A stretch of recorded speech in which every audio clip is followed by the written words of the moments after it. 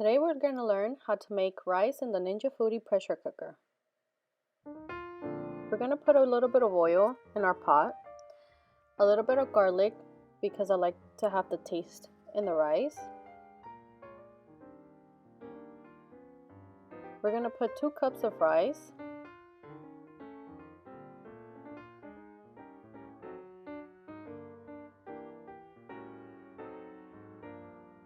And then I'm going to put 2.5 cups of water.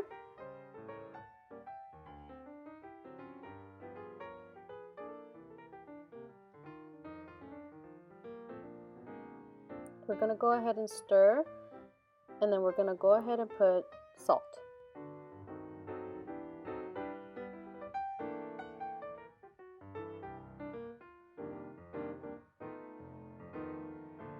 Once it's all done, we're going to put our pressure lid.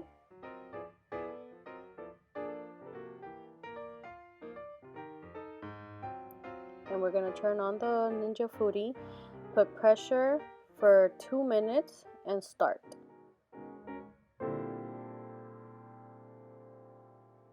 And seal the vent.